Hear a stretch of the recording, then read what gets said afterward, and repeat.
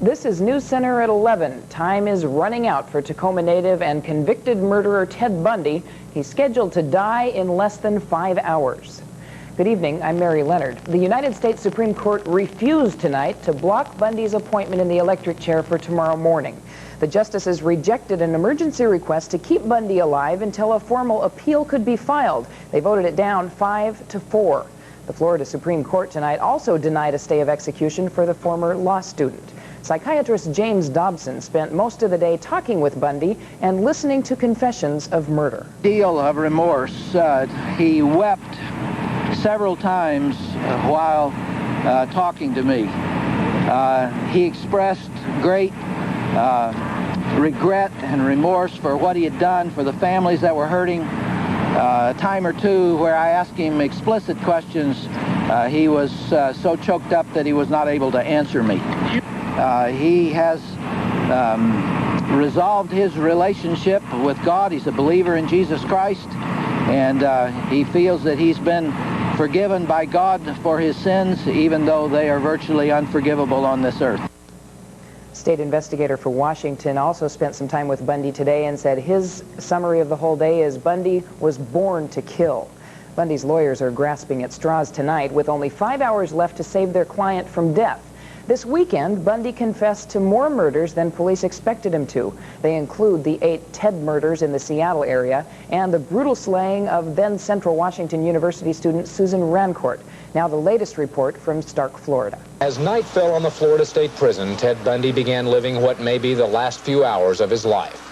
Bundy has described himself as a cold-hearted person, but a prison spokesman said earlier the condemned man was emotional, sometimes crying and accepting the finality of his situation. I think that's a big part of it. It appeared to me that he realizes that there's only a few hours left. That's just fine with most of the people in North Florida who have waited a decade for Bundy's death sentence to be carried out.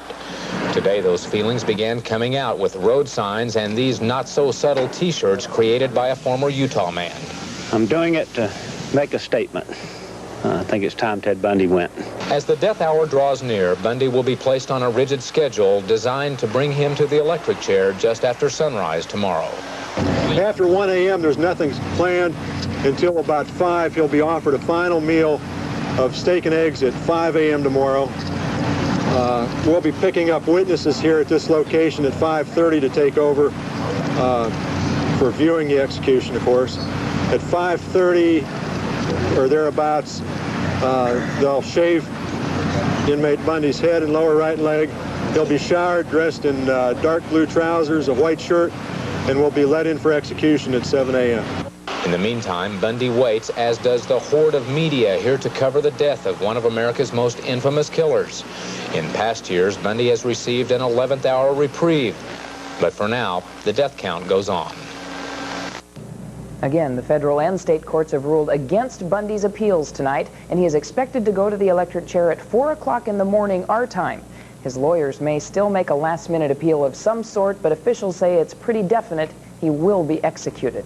Meanwhile, prison officials are surprised at the lack of protest involved in this execution. They say usually human rights activists campaign outside the prison when death sentences are being carried out.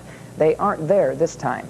Many residents here in Yakima are for the death sentence being carried out as soon as possible. Concerned he's done his harm, so he should pay. I think he should be executed. He deserves it. Do you think it'll happen? I hope so. For justice sake, if nothing else. Justice is being served. I just feel sorry for the victims that what he's done to the victims. There's no question about his guilt, and I don't think he should cost the taxpayers anymore. Well, I think he deserves what he's going to get. Should have happened 8 years ago. Do you think it's going to happen, though? I think so.